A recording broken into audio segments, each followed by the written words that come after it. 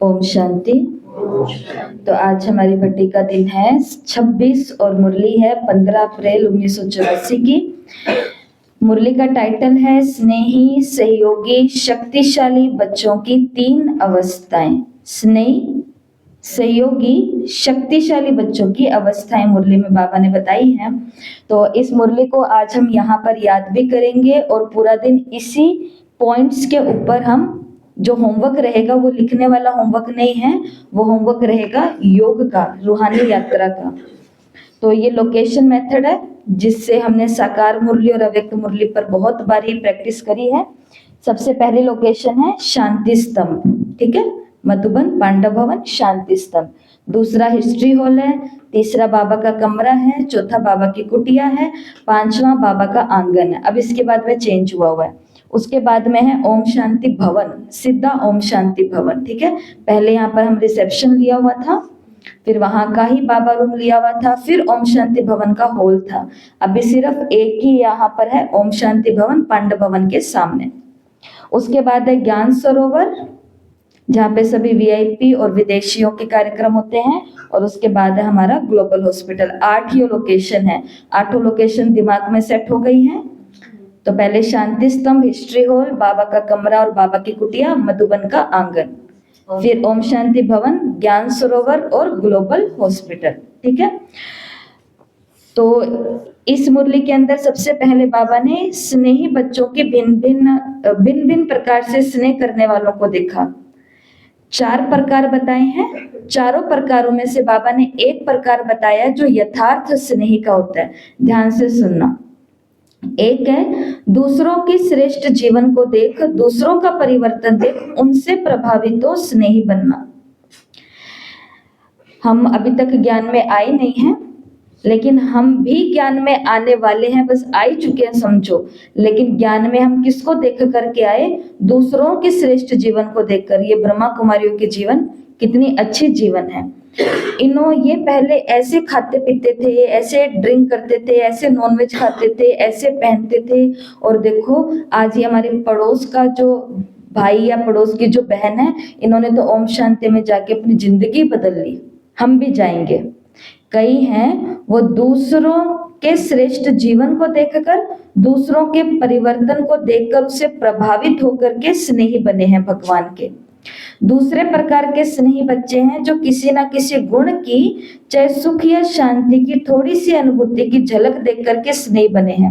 उनको कभी किसी ने कहा कि आप योग लगाओ और आपके घर के अंदर देखना शांति हो जाएगी, आप इस परेशानी से, इस बीमारी से बाहर निकल जाओगे। उन्होंने योग लगाया और उनको वो बीमारी ही जड़ से खत्म हो गई। जैसे हमारी एक बहन है, उन्होंने अपने रिलेटिव को बस इतना बताया कि ये होता है हमारा राजयोग। आत्मा समझ के हम शिव बाबा को याद करते हैं, उनसे शक्ति लेते हैं और अपने शरीर में ऐसे ऐसे देते हैं। कुछ ही महीनों के बाद में उनके पापा को कैंसर हो गया। अब ये जो बहन है, इन्होंने कोई ज्ञान नहीं सुना हुआ, बस इतना सुना हुआ है राजयोग में क्या करते हैं, आत्मा समझ के भगवान शिव को याद करते हैं, उनकी शक्ति लेते हैं और शरीर में भेजते हैं।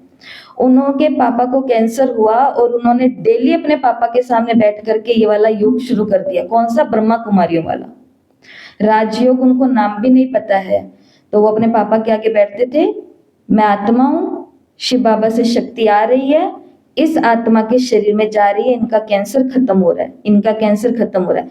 और वहां से डेली अपने पापा को लेकर के हॉस्पिटल जाना, ट्रीटमेंट करानी और योग करना।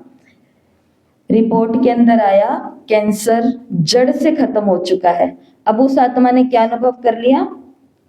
एक सुख का अनुभव कर लिया, एक शांति का अनुभव कर लिया, एक शक्ति का अनुभव कर लिया। ये अब आत्मा है, ये भी ब्रह्मा कुमारी संस्था की, शिव बाबा की बहनों की क्या बन गई है? स्नेही। इनको अब ये आत्मा के आगे कोई बोलेगा ब्रह्मा कुमारी संस्था ऐसी वैसी कैसी, तो ये आत्मा कहेगी नहीं भाई, हमने तो बहुत अच्छा अनुभव किया। तो एक प्रकार की स्नेही आत्माएं होती हैं जो दूसरों के परिवर्तन को देख करके प्रभावित हो जाती हैं और कहते हैं भाई यहाँ पर जो जाने वाले लोग हैं उनके अंदर हमने तो ये चेंज देखा है। ऐसे स्नेही बनते हैं। दूसरे किसी ना किसी गुण, बहनों से कोई प्रेम का अनुभव कर लेते हैं, कोई मिठास जीवन का अनुभव कर लेते हैं, तो वो वैसे स्नेही बनते हैं। तीसरे स्नेही होते हैं जो संघ व संगठन का शुद्ध आत्माओं का सहारा अनुभव करने वाले स्नेही होते हैं। मतलब कि वो ज्ञान योग में कोई नहीं जुड़े हुए हैं, लेकिन वो आते हैं, इन शुद्ध आत्माओं के साथ बैठते हैं और इनको सहारा महसूस होता है कि यहाँ मैं आती हूँ, मेरा मन हल्का हो जाता है। कई ऐसे स्नेही हैं। लेकिन अब चौथी बात बाबा ने बताई, यथार्थ स्नेही कौन होते हैं? परमात्म स्नेही आत्माएं। स्नेही सब हैं, लेकिन स्नेह में नंबर होते हैं। यथार्थ स्नेही अर्थात बाप को यथार्थ रीति जान करके स्नेही बनना। अगर लोगों के परिवर्तन को देख करके स्नेही बने हैं, तो कल को लोग और कैसे दिख गए तो फिर हमारा स्नेह बदल सकता है, चांस है।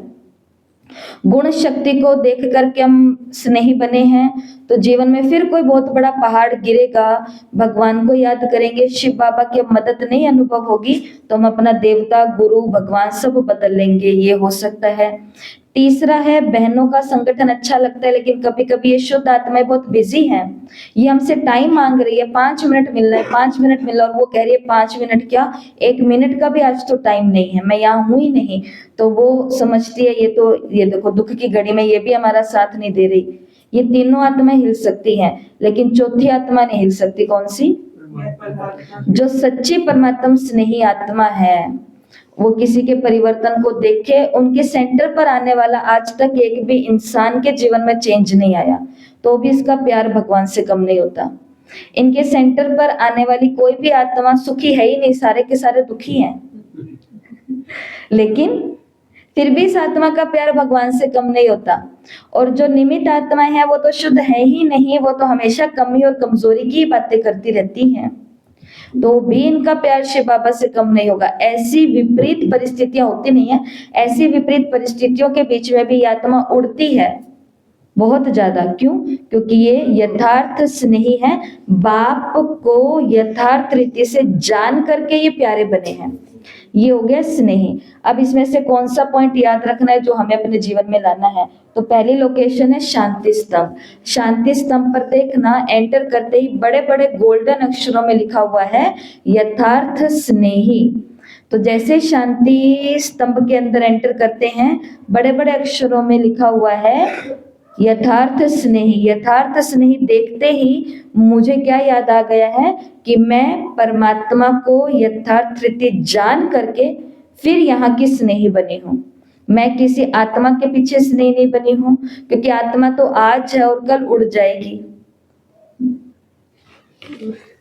ऐसा होता है। एक कोई थे जिन्होंने कहा था कि मैं बाबा के प्यार के पीछे नहीं आई हूँ, दीदियां मुझे बहुत अच्छी लगी, इसलिए दीदियों के प्यार में मैं ब्रह्मा कुमारी बनी हूँ, दीदियां मुझे बहुत प्यार करती थी। ये तो ड्रामा की बातें होती है, सब नूंद होता है। आज दीदियां बदली, दीदी नहीं रहे, दीदियां इधर उधर हुई, दीदियों के स्वभाव में चेंज हुआ, वो आत्मा यज्ञ में ही नहीं रही, ऐसी परिस्थितियां ही उनको यज्ञ छोड़ करके जाना पड़ा। लेकिन जो बाबा के पीछे आते हैं,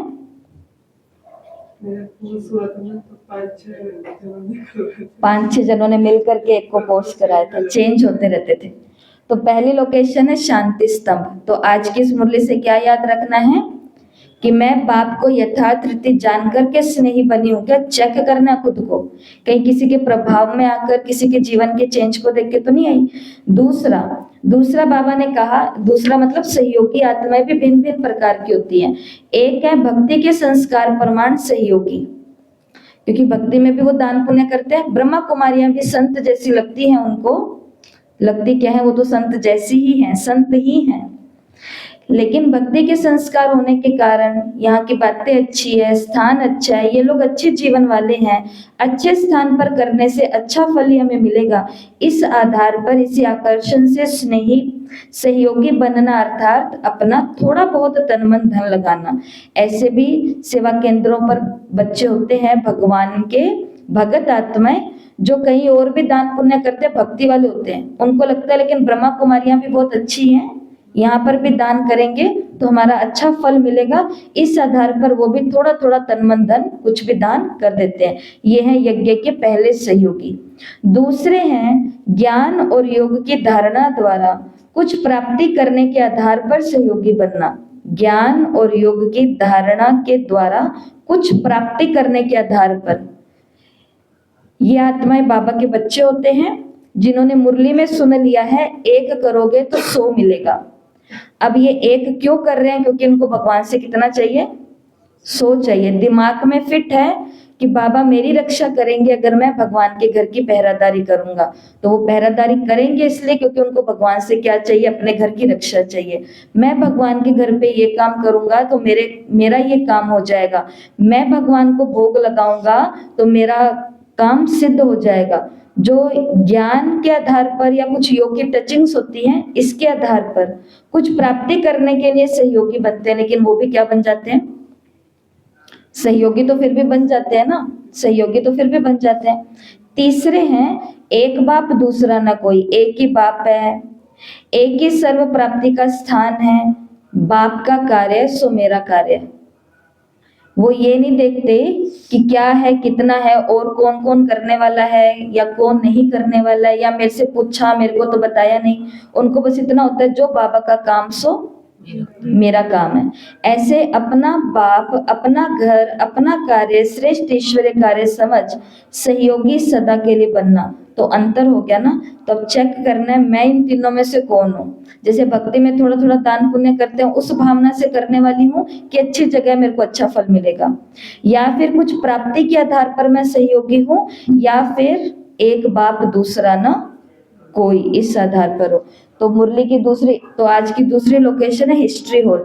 हिस्ट्री हॉल में चित्र लगे हुए हैं चारों तरफ। उन चित्रों में कई चित्र आपने ऐसे देखे होंगे जहाँ बाबा भी अनाज साफ कर रहे हैं, जहाँ दादियाँ भी सामान आबू रोड से आबूराज, अब तो वो माउंट आबू रहा ही नहीं है, आबूराज हो चुका है, तो आबू रोड से आबूराज की तरफ सामान लेकर के आ रहे हैं। कुछ है जो जहाज के अंदर सामान को डाल रहे हैं, कुछ है जो सामान के जहाज को शिफ्ट कर रहे हैं। वहां पर सभी की सभी क्या चीजें दिख रही है? सेवा की चीजें दिख रही है, भगवान के घर के, भगवान के काम की चीजें दिख रही है। तो हिस्ट्री हॉल में जाते ही इस मुरली का कौन सा महावाक्य याद आना चाहिए कि एक बाप दूसरा न कोई, जो बाप का कार्य सो मेरा कार्य। आपके सेवा केंद्र पर इतनी सी सेवा होती है, आपके सेवा केंद्र पर छोटा सा ही प्रोग्राम हो, बहन जी ने अगर कोई बात अनाउंस करी है तो उसके पीछे कारण यही होगा ना कि वो ये आशा लेकर के बैठी है कि मैं ये सेवा करने की इच्छा है, भगवान के घर को प्रत्यक्ष करने की इच्छा है। तो अंदर में ये भाव होते हैं कि सहयोग करने वाले आगे आ जाना अपने आप। वो मुंह से नहीं बोलेगी क्योंकि उनको पता है बहुत सारी चीजें कि मांगने से मरना भला है, बिन मांगे मिले वो अमृत समान, मांगने से मिले वो पानी है, और बिना, और क्या होता है, छीन करके अगर लिया जाता है तो वो क्या है? खून के बराबर, जहर, जहर के समान है वो। तो इसके लिए वो केवल धीरे धीरे हमें क्या देंगी? संकेत देती होती है ऐसी आत्माएं। तो दूसरी लोकेशन, पहली लोकेशन थी शांति स्तंभ, क्या याद रखोगे? यथार्थ स्नेही। मैं केवल छोटे मोटे चीजों को देख करके स्नेह नहीं बनी हूँ, मैं भगवान के स्नेह को जान करके स्नेह बनी हूँ। हिस्ट्री हॉल में याद रखना कि मैं भक्ति वाली आकर्षण में आकर के तन मन धन नहीं लगाती, मैं प्राप्तियों के आधार पर तन मन धन नहीं लगाती कि मेरा ये काम हो जाएगा तो बाबा मैं ये करूंगी। बोलते हैं लोग हमें, लेकिन हम बोलते हैं हाँ हाँ जरूर, क्योंकि स्नेहित, क्योंकि सहयोगी तो फिर भी हैं, सहयोगी तो फिर भी हैं। लेकिन हिस्ट्री हॉल में जाते मेरे को याद आता है कि मुझे तो कैसा सहयोगी बनना है, जो बाप का काम वो मेरा काम, एक बाप दूसरा ना कोई। तीसरा बाबास रूम। और लेकिन तीसरी है शक्तिशाली आत्माएं। स्नेही आत्माएं हो गई, सहयोगी आत्माएं हो गई, शक्तिशाली आत्माएं भी 3 प्रकार की होती हैं, शॉर्ट में बताऊंगी। पहला, जिन्होंने ज्ञान के आधार पर ये जान लिया मैं आत्मा शक्तिशाली आत्मा हूं, मैं आत्मा मास्टर सर्वशक्तिमान आत्मा, स्वमान बिल्कुल याद रहता है। किस आधार पर? ज्ञान के आधार पर।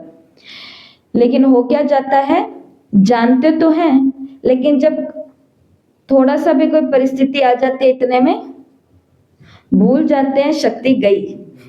अभी तक कौन सा जाप चल रहा था? मैं शक्तिशाली आत्मा हूं, इतनी सी परिस्थिति आई, सारी शक्ति निकल गई।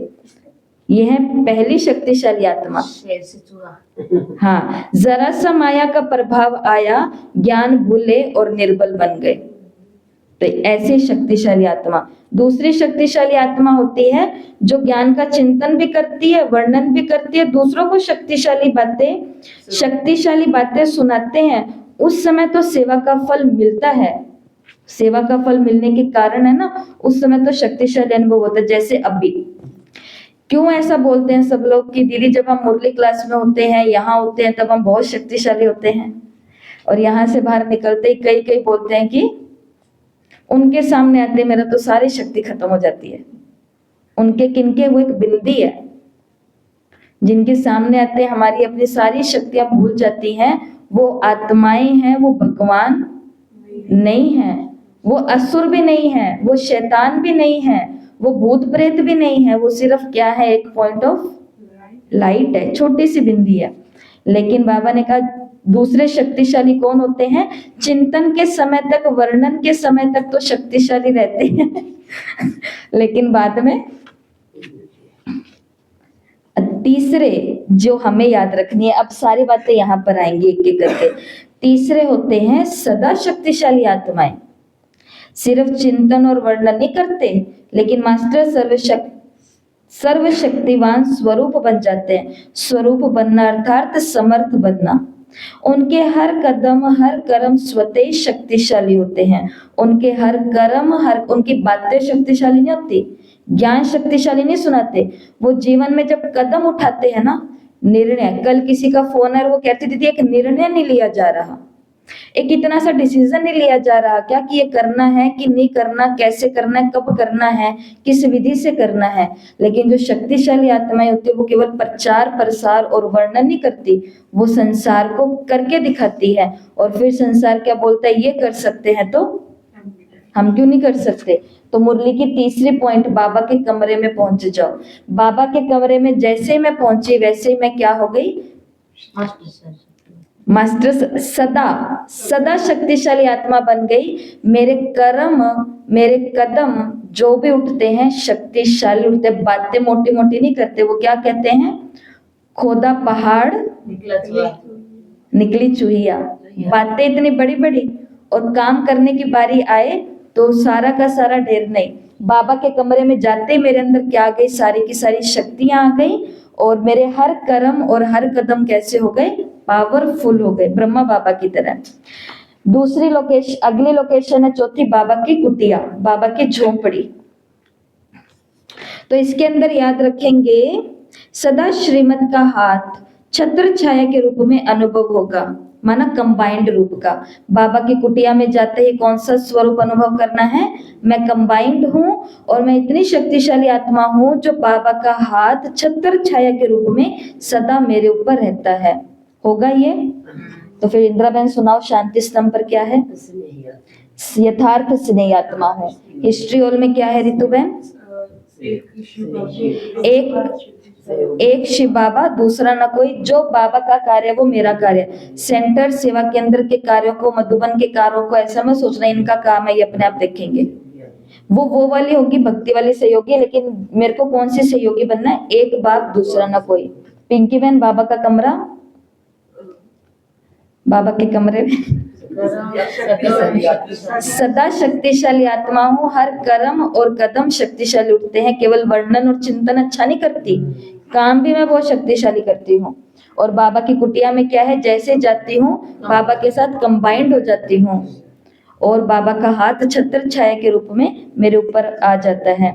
अगली पॉइंट है मधुबन का आंगन। मधुबन के आंगन में मैं एक चाबी लेके घूम रही हूँ, डांस नहीं कर रही, चाबी लेके घूम रही हूँ। मधुबन के आंगन में चाबी लेके घूम रही हूँ। ये कौन सी चाबी है, ये है दृढ़ता की चाबी। मुरली में बाबा ने कहा सदा दृढ़ता की चाबी के अधिकारी होने के कारण सफलता के खजाने के मालिक अनुभव होते हैं खुद को। कौन, शक्तिशाली आत्माएं। शक्तिशाली आत्मा के पास एक चाबी है और वो कौन सी है, दृढ़ता की। जैसे आप लोग ही कभी कभी बोलते हैं ना कि दीदी मैं वहां नहीं जाना चाहती थी लेकिन फिर भी मेरे को वो जबरदस्ती ले गए, मैं ये नहीं खाना चाहती थी उन्होंने जबरदस्ती मेरे को खिला दिया। ऐसे कैसे, क्योंकि चाबी छोड़ाए थे या कहीं पर लटकी हुई रह गई, गिर गई होगी जल्दबाजी में। जिस आत्मा के अंदर दृढ़ता है उसको कोई खिला नहीं सकता, जिस आत्मा के अंदर दृढ़ता है उसको कोई मुरली मिस करा नहीं सकता। जिस आत्मा के अंदर दृढ़ता है उस आत्मा को कोई नचा नहीं सकता, हिला नहीं सकता, हंसी मजाक बुरे करवा नहीं सकता। ऐसी आत्मा वो नहीं बोल सकती कि इनके साथ में मुझे ही करना पड़ा। इसके लिए मधुबन के आंगन में आज चाबी लेके घूमना अच्छी तरीके से। कौन सी? मैं शक्तिशाली आत्मा हूं, मेरे पास दृढ़ता की चाबी है और इससे मुझे सफलता के सारे खजाने मिल जाते हैं। खजानों की चाबी है ये। फिर नेक्स्ट पॉइंट है सदा रूहानी नशे में होने के कारण। ये सारी की सारी शक्तिशाली आत्मा की निशानी है। सदा रूहानी नशे में होने के कारण पुरानी दुनिया के आकर्षण से सहज परे हो जाते हैं, इनको मेहनत नहीं करनी पड़ती। ओम शांति भवन, ओम शांति भवन का होल सभी को याद है ना? पीछे बड़ी सारी घड़ी बनी, अभी तो वहां पे भी काम चल रहा है। अब की बार हम जाएंगे तब तक नया हो चुका होगा वहां पे कुछ।